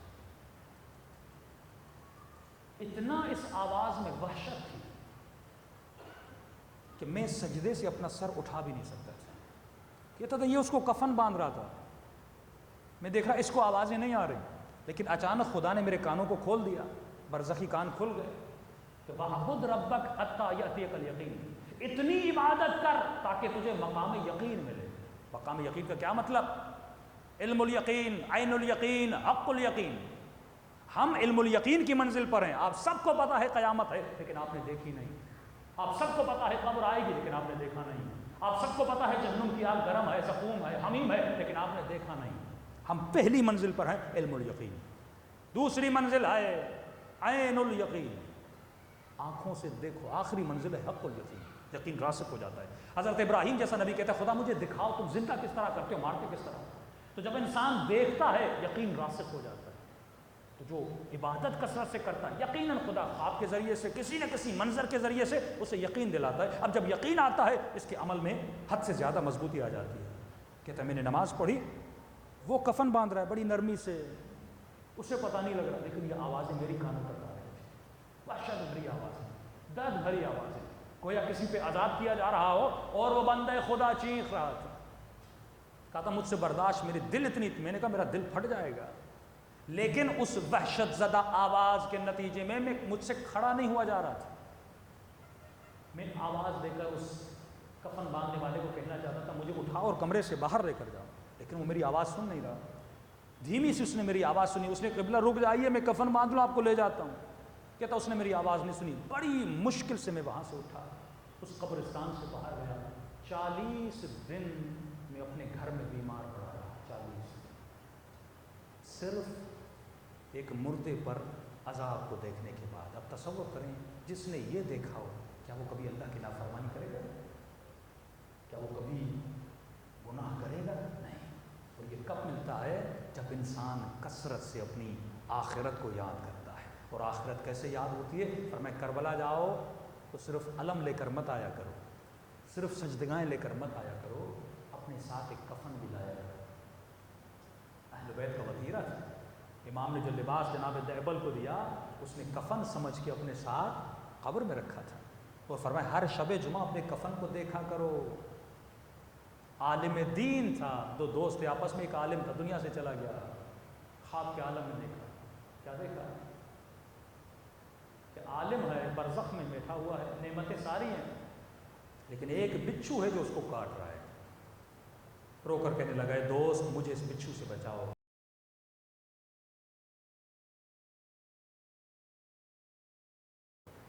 میں آپ کو کیسے بچا سکتا ہوں؟ آپ عالم تھے، آپ کے اوپر یہ عذاب کیوں ہو رہا ہے؟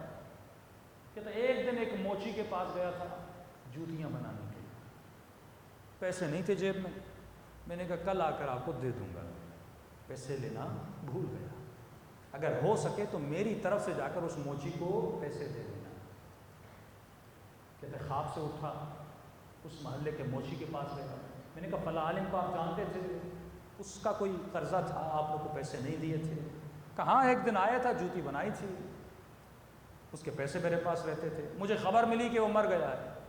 میں اس کے بیٹے سے جا کے ملا. میں نے کہا بابا نے کوئی وصیت کی تھی کہ کس سے کیا لیا ہے اور کس سے نہیں لیا؟ کہ نہیں بابا نے کوئی وصیت نہیں کی. کہتا میں نے دل میں کہا یہ کیسا عالم ہے کہ لوگوں کا حق کھا کے بیٹھا ہے لیکن اس نے ایک وصیت بھی نہیں کی. 15 سال کے بعد بعض مراجع کے نزدیک وصیت لکھنا واجب ہے. بعض مراجع کے نزدیک اگر کسی کا حق کھایا ہے، کسی کا نہیں کھایا، لکھ لو تاکہ کل مر جاؤ تو کم از کم یاد ہو جائے. مومن نے کہا مولانا میں نے لکھ لیا ہے، میری اتنی قضا نمازیں ہیں اور میرا بیٹا دے دے. ایران کا واقعہ ہے. مولوی صاحب نے وصیت پڑھی، اس میں لکھا ہوا تھا کہ اتنا میرے بیٹے کا، اتنا میری بیٹی کا، اتنا غریبوں کا، اور آخر میں لکھا ہوا تھا کہ میرے بینک میں جو پیسے پڑے ہوں اس میں سے اتنا اماؤنٹ میری قضا نمازوں کے لیے ہے، میرے قضا روزوں کے لیے ہے، استجاری میرے مرنے کے بعد پڑھائے جائیں. مولوی صاحب نے بیٹوں کو کہا بھائی آپ کے باپ نے وصیت کی. انہوں نے کہا قبلہ صاحب جب خود نہیں پڑھی تو ہم کیوں پڑھائیں؟ تو مرنے سے پہلے خود اپنا بندوبست کر کے جاؤ. اولاد کے بھروسے پہ خود کو مت چھوڑ کے جاؤ.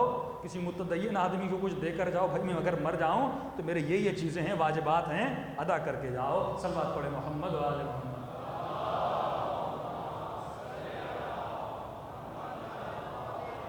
قرآن کی آیت بھی ہے رضوا بالحیات الدنیا واطمأنوا بہا، کہ جو دنیا کی حیات پہ راضی ہو گئے اور مطمئن ہو گئے کہ جو وہ دنیا میں ہم کر رہے ہیں سب صحیح ہے. فرماتے ہیں کہ جزا جہنم ہے. لیکن جو زندگی ایسی گزارے جیسے علی ابن ابی طالب نے گزارے، جناب سیدہ کے شوہر بنے لیکن علی نے ایسا جملہ نہیں کہا. حسنین جیسے بیٹے ملے، میرے آقا علی نے ایسا جملہ نہیں کہا. فزتو برب الکعبہ کی آواز دی کب؟ جب مولا کے سر پہ کیا لگی؟ ضربت لگی. شیرین ترین لحظہ، سب سے لذت آور ترین لحظہ اہل بیت کی زندگی کا وہ تھا جب ان کی روح پرواز کر رہی تھی، کیونکہ وہ لقاء اللہ کی منزل پہ جا رہے تھے۔ یہ شوق انسان کے وجود میں ہونا چاہیے کہ زندگی ایسی گزاروں کہ سر جب سرانے پہ رکھا جائے مجھے علی ابن ابی طالب کی زیارت نصیب ہو جائے۔ صلوات پڑھیں محمد والے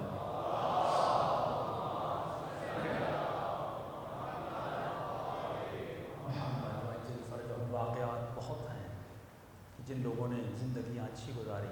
میں نے کئی مرتبہ مجلسوں میں سندھ کے بہت بڑے عالم دین قبلہ غلام مہدی نجفی صاحب جانتے ہیں، ایک عارف شخصیت سندھ میں گزرے ہیں۔ ان کے لیے ملتا ہے کہ ہمیشہ موت کو یاد کرتے تھے، اور ان کو پتہ تھا جو زندگی میں کثرت سے اہل بیت کو یاد کرتا ہے آخری وقت اہل بیت بھی اسے نہیں چھوڑتے۔ کہتے ہیں آغا خان ہاسپٹل میں ایڈمٹ تھے، ہمارے ایک انٹیریئر سندھ کے مولانا ان کے ساتھ تھے، اچانک قبلہ کے چہرے پر ایک عجیب سی چمک آئی، اور انہوں نے کہا جلدی کرو، کیونکہ بڑے نحیف اور کمزور ہو چکے تھے، جلدی کرو میری کمر کو سیدھا کرو۔ قبلہ کیا ہوا کہ خاموش ہو جاؤ، بس کمر کو سیدھا کرو۔ اور جلدی سے میں نے کمر کو سیدھا کی، انہوں نے ٹیک دی، ابا تھی وہاں پہ، کہا جلدی کرو ابا میرے قدموں پہ ڈال دو۔ پاؤں سیدھے تھے، کہا ابا جلدی میرے قدموں پہ ڈال دو۔ کہا میں نے ابا ڈالی، مجھے کہا خاموشی سے بیٹھ جاؤ۔ تو کوئی 5-6 منٹ میں دیکھ رہا تھا، چہرہ نورانی ہو چکا ہے اور مسکرا کر کچھ دیکھ رہے ہیں۔ 10 منٹ کے بعد پھر چہرہ نارملائز ہو گیا، کہا میری کمر کو سیدھا کرو، سیدھا کیا۔ میں نے قبلہ کیا ہوا؟ کہا کہ اہل بیت نے اپنا وعدہ پورا کیا۔ کہ کیسا وعدہ؟ کہ میرے مولا کا فرمان تھا جو زندگی میں کثرت سے صلوات پڑھے، اہل بیت کو یاد کریں نا، اذکرونی اذکرکم، اہل بیت کا وعدہ ہے تب تک اسے موت نہیں آئے گی جب تک ہماری زیارت نہیں کر لیتا۔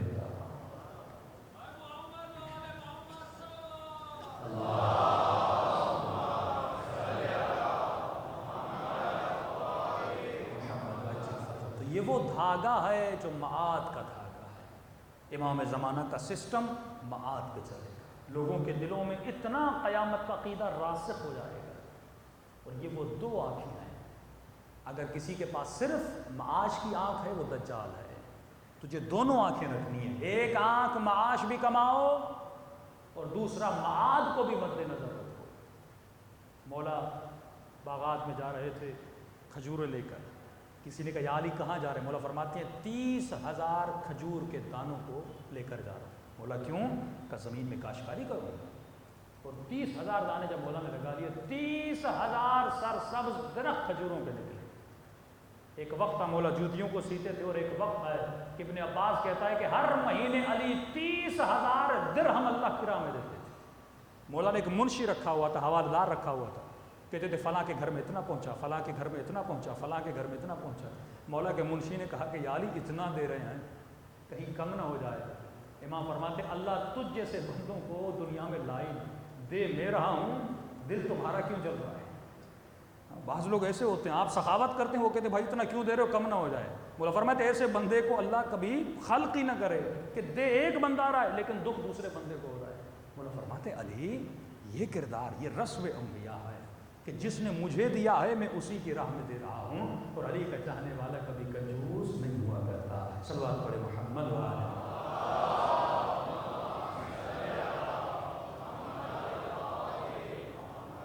اہل بیت کا نام، اہل بیت کا ذکر اگر ہم تک پہنچا، لوگوں نے قربانیاں دی، تب جا کے اس مقام پہ آپ پہنچتے ہیں۔ یہ واقعہ آپ نے بارہا سنا کہ ایک مومن ایک مومنہ ہر سال امام حسین کا فرش بچھاتے،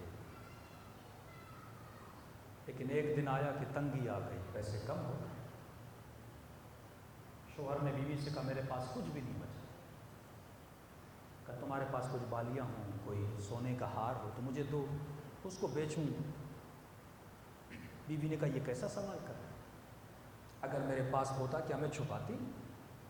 میں خود تمہیں دیتی کہ جا کر بیچ کے لاؤ اور امام حسین کا ذکر کرتا۔ دونوں بیٹھ گئے، کیونکہ ہر سال جو بندہ کام کروائے اور اچانک اس کے اوپر تنگی آ جائے، لوگ تو انتظار رکھتے ہیں بھائی اس کے گھر میں تو ہر سال مجلس ہوتی ہے، کچھ بھی نہیں بچا تھا۔ شوہر نے کہا ایک راستہ ہے، اگر تو اپنے دل پہ پتھر رکھے۔ بیوی نے کہا یہ بھی کوئی پوچھنے کی بات ہے؟ میری جان حسین ابن علی کے قربان. کہا وہ جان سے زیادہ ہے. کہ کیا کہنا چاہتے ہو؟ اب یہ پرانا زمانہ تھا، غلاموں کا زمانہ. کہ اللہ نے ہمیں ایک جوان بیٹا دیا، اگر تو راضی ہو جائے، ماں ہے، ماں کی اجازت ہوگی تو لے جاؤں گا. اگر تو راضی ہو جائے اسے میں بردہ فروش یعنی غلاموں کی بازار میں بیچ کے آؤں، اس سے جو پیسے ملیں گے ہم 10 دن امام حسین کی مجلس کروا. یہ خاتون کہتی ہے پہلے تو میں چپ ہو گئی. کہنا اور کرنا بہت زمین و آسمان کا. اس کا شوہر کہتا ہے کہ رونے لگی. شوہر نے کہا رو کیوں رہی ہو؟ بیٹا نہیں لے جاتا، میں پوچھ رہا ہوں. چلو اس سال مجلس سے نہیں کروائیں گے، لوگوں کو بتا دیں گے بھائی ہمارے پاس کچھ بھی نہیں. کہا نہیں اس لیے نہیں رو رہی. کہا کیوں رو رہی؟ کہا رو اس لیے رہی ہوں کہ جب بھی سیدہ زینب کے مسائل سنتی تھی تو کہتی تھی بی بی اگر میرا بیٹا کربلا میں ہوتا آپ کی چادر میں لوٹتی. بی بی اگر میرا بیٹا کربلا میں ہوتا پہلے میں بھیجتی علی اکبر کو قربان ہونے سے. آج سوچ رہی ہوں میں نے کہا تو تھا، لیکن آج جب قربانی کی باری آئی ہے تو میرا دل لرز گیا ہے. کہ لے جاؤ ایسے لاکھ بیٹے زینب پہ قربان، لیکن جلدی لے جاؤ کہیں نفس پھر مجھ پہ غلبہ نہ کرے. اس باپ نے اپنے جوان کڑیل بیٹے کو اٹھایا، بردہ فروشوں کی بازار میں. اب بازار کے کچھ اصول ہوتے ہیں. وہاں پہ جب غلاموں کو لایا جاتا تھا تو ان کا رقم یا ان کا پیسہ زیادہ لگتا تھا جو ہٹے کٹے ہوں، جسمانی اعتبار سے مضبوط ہوں، کیونکہ غلاموں سے کام کروایا جاتا ہے. اس کا بیٹا 14-15 سال کا کمزور سا بیٹا، نہیں سا بیٹا، جب اس نے لا کر غلاموں کی بازار میں کھڑا کیا اور اس نے سوچا کہ 10 دن میں کتنے اخراجات ہوں گے، ایک رقم اس نے سوچ کے رکھی تھی. جو بھی آتا تھا کہتا تھا یہ تو کمزور ہے، اس کے اتنے پیسے ہم نہیں دیں گے. صبح سے شام گزر گئی، غلام بکتے رہے، لیکن اس کے بیٹے کی کسی نے اچھی رقم نہیں لگائی. کہتا ہے مایوس ہوا، امام حسین کو مخاطب کیا مولا میں تو لایا تھا لیکن اگر کوئی خرید نہیں رہا تو مولا میں کروں تو کیا کروں. کہا بیچ دو خود کو حسین کی راہ میں، تیرا خریدار حسین بن جائے گا. کہتا ہے اتنے میں گھوڑے سوار آیا، عربی لباس پہنا ہوا ہے، چہرے پہ نقاب لگا ہوا ہے. جو رقم میں نے سوچی تھی اس سے بھی زیادہ مجھے عطا کی اور میرے بیٹے کو لے کر چلا گیا. کہا بہت خوش ہوا. حسین نے آواز سن لی، وہ پیسے سکے لے کر گھر آیا، امام حسین کی مجلس کر رہا. پہلا دن گزرا، شکر خدا کی. دوسرا دن گزرا، تیسرا دن گزرا. چھٹی رات جب آئی تو رات کو جب سو رہا تھا تو اچانک مجھے رونے کی آواز آئی. بستر پر جیسے بیٹھا تو دیکھا دائیں طرف میری بیوی رو رہی ہے. میں نے کہا خاتون کیا ہوا، کیوں رو رہی ہو؟ کیا پچھتا رہی ہو کہ تم نے بیٹا دیا ہے؟ کیا افسوس ہو رہا ہے کہ حسین کی راہ میں بیٹے کو بیچا کیوں؟ کہا نہیں افسوس نہیں ہو رہا، لیکن ماں ہوں، یہ سوچ رہی ہوں اللہ جانے اس کا مالک کیسا ہوگا. بیٹا کہاں سویا ہوگا، کھانا دیا ہوگا کہ نہیں دیا ہوگا، کہیں میرے لال کو مار تو نہیں رہا ہوگا. جب ماں نے بین کرنا شروع کر دیے تو باپ بھی رو پڑا. اب جب دونوں رونے لگے تو اچانک گھر کے دروازے پہ دستک ہوئی. اٹھا جا کر دروازہ کھولا اور جب دروازہ کھولا تو پریشانی کے عالم میں کیا دیکھا، جوان بیٹا دروازے پہ کھڑا. بیٹا دوڑا دوڑا آیا اور باپ کے سینے سے لپٹ گیا، دوڑا دوڑا گیا اور ماں کے سینے سے لپٹ گیا. خوشی کا عالم ان کے گھر میں تھا، لیکن باپ نے جلدی سے بیٹے کو جدا کیا. کہا میرے لال میں نے پوری زندگی حلال کی کمائی سے حسین کی مجلس کروائی، کہیں تم مالک کو چھوڑ کے بھاگ کے تو نہیں آیا، یہ پیسہ حرام کا ہو جائے گا. میں حسین کی مجلس لقمہ حرام سے نہیں کروانا چاہتا. بیٹے نے کہا بابا میں بھی جانتا ہوں آپ نے مجھے کیوں بھیجا تھا، میں نہیں چھوڑ کے آیا، مالک نے خود آزاد کر دیا. کہا اتنی رقم دی تجھے آزاد کیوں کیا؟ کہا بابا آپ جانتے ہیں جب آیا تھا عربی لباس تھا. ہاں میرے لال. کہا مجھے گھر لے گئے، ان 6 دنوں میں مجھ سے کوئی کام نہیں دیا، کھانا ٹائم پہ ملتا تھا، اچھا بستر مجھے دیا، مجھ سے میری زبان میں بات کرنے لگا، میں نے کہا آپ تو عرب ہیں، آپ کو میری زبان کا کیسے پتہ؟ کہا ہم وہ ہیں جو کائنات کی ہر زبان جانتے ہیں۔ بابا آج ہی کی رات مجھے اماں کی بڑی یاد آ رہی تھی، دل تڑپ رہا تھا، میں رو رہا تھا۔ جیسے اس نے میرے رونے کی آواز سنی پھر آیا، کہنے لگا اے جوان رو کیوں رہا ہے؟ میں نے کہا ماں کی یاد آئی ہے، باپ کی یاد آئی ہے۔ کہا ماں باپ پیار کرتے تھے؟ میں نے کہا ہاں بڑا پیار کرتے تھے۔ کہا یہ کیسے ماں باپ ہیں، تجھ سے پیار کرتے تھے اور تجھے بیچ بھی دیا؟ کہا مجھ سے پیار کرتے تھے لیکن حسین سے زیادہ کرتے تھے۔ مجھ سے پیار تھا پر آل رسول سے زیادہ پیار تھا۔ کہا کیوں بیچا؟ کہا حسین ابن علی کے لیے بیچ دیا تھا۔ کہا کھڑا ہو جا، میں نے تجھے آزاد کر دیا، جا اپنے ماں باپ سے جا کر مل۔ میں نے کہا آقا آپ مجھے آزاد کیوں کر رہے ہیں؟ کہا مجھ سے بہتر کون جانتا ہے بیٹوں کی جدائی کا درد کیا ہے۔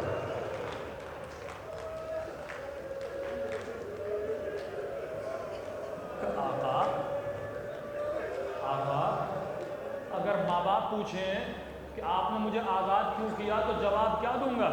کہ بس اتنا کہہ دینا جس حسین کے لیے بیچا تھا اسی حسین نے آزاد کر دیا۔ تو عزیزو اگر اپنے وجود کو حسین کی راہ میں بیچ دو تو حسین ابن علی تیرے خریدار بن جائے، دلوں کو کربلا لے جائیں۔ تو سلام کرے اپنے آقا حسین۔ السلام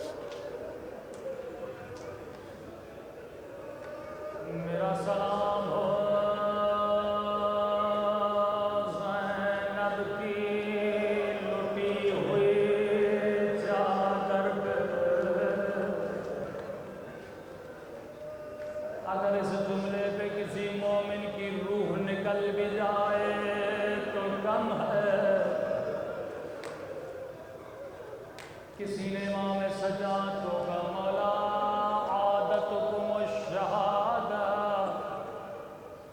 شہادت تو آپ کے گھرانے کی عادت، شہادت پہ کیسا رونا؟ فرمایا چادروں کا لٹنا ہماری عادت نہیں ہے، شرابی کے دربار میں جانا ہماری عادت نہیں ہے۔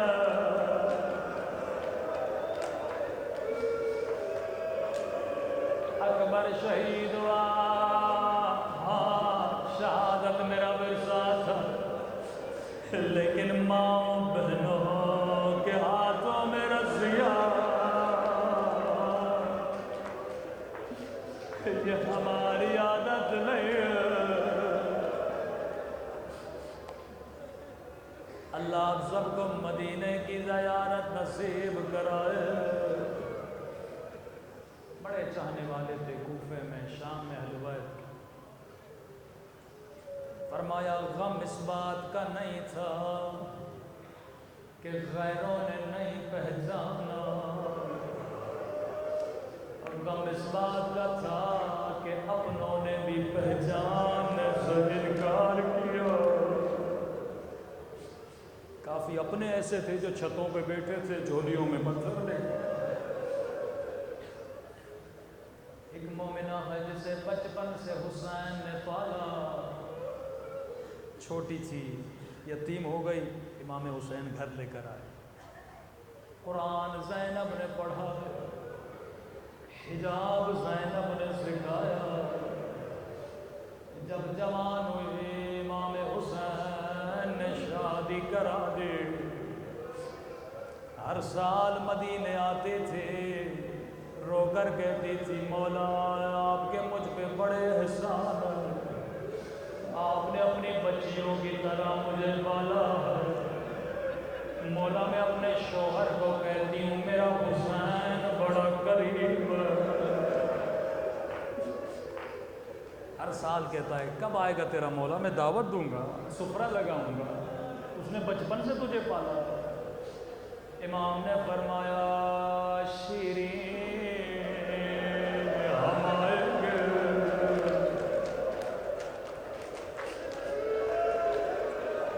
اللہ کسی مومن کو یہ منظر نہ دکھائے جو شیرین نے دیکھا، جگر پھٹ جائے۔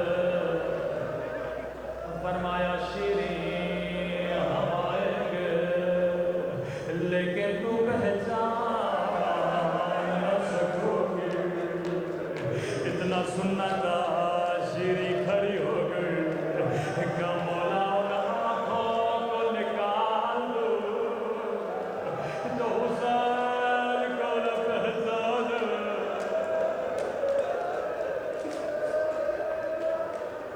امام نے فرمایا شیری تیرا قصور نہیں ہوگا، حالات بدل جائیں گے، لیکن شیرین حسین کی ایک وصیت ہے اسے یاد رکھنا، مولا سر آنکھوں جو کہیں میں کرنے کے لیے تیار ہوں۔ فرمایا شیرین قیدی بڑے مظلوم ہوتے ہیں، قیدیوں کا خاص خیال رکھنا۔ عزیز و حالات بدل گئے، زینب کی چادر اٹھ گئی، سکینہ یتیم ہو گئی، حسین کا سر کٹ چکا، عباس کے بالو کٹ چکے، رباب کی گودی اجڑ گئی۔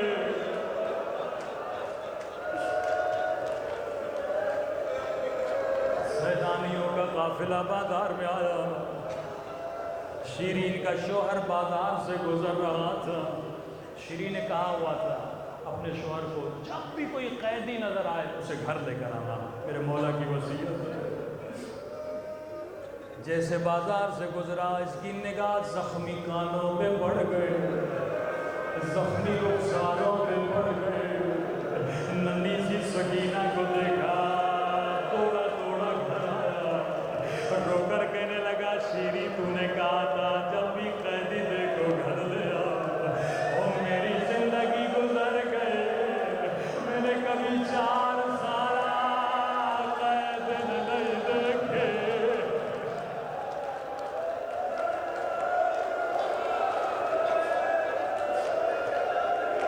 اللہ اکبر، جلدی کرو قیدیوں کو گھر لے کر آؤ۔ تصور کر کے رو، عجیب منظر تھا۔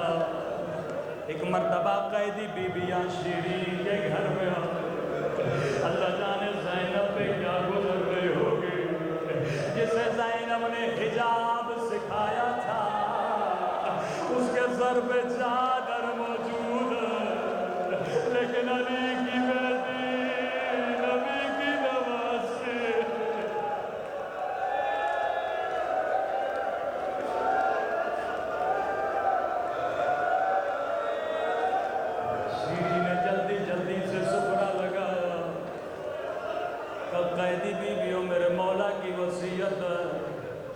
پانی چاہیے پانی دو، کھانا چاہیے کھانا دو، میں تمہاری خدمت کرنے کے لیے تیار ہوں۔ یہاں قیدی بیویوں نے کہا مومنہ ہمیں پانی نہیں چاہیے، ہمیں کھانا نہیں چاہیے، ہم بڑے مظلوم ہیں، ایک دن میں ہمارے گھر سے 18 لاشیں نکلی ہے، ارے کسی نے ہمیں ماتم کرنے نہیں دیا، اگر اجازت ہو ہمیں رو لے۔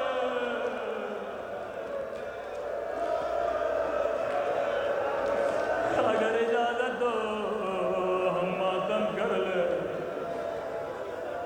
قیدی بیویوں میں کیوں روکوں گے، جتنا ماتم کرنا ہے کر لو۔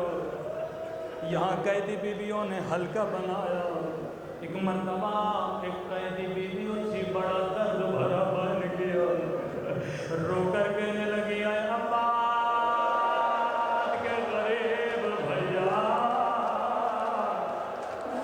اے عباد کے پیاسے بھیا۔ شیریں نے جیسے عباس کا نام سنا، کہا قیدی بیوی چپ ہو جا، عباس میرے مولا کے بھائی کا نام ہے۔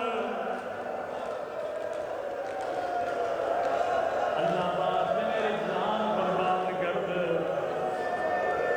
بیویاں بیٹھ گئیں، شیریں تیرا گھر ہے، کیا کریں؟ کہا اگر تیرے مقتول کی کوئی بیٹی ہے اس کا نام لے کے بیان کرو، یا بیٹی کا نام آنا تھا، پھر سے کوئی قیدی بیوی اٹھی اور بن گیا، اے سکینہ کے پیاسے بابا، اے سکینہ کے غریب وطن بابا، کہ قیدی بیوی چپ ہو جا، سکینہ میرے مولا کی بیٹی کا نام ہے۔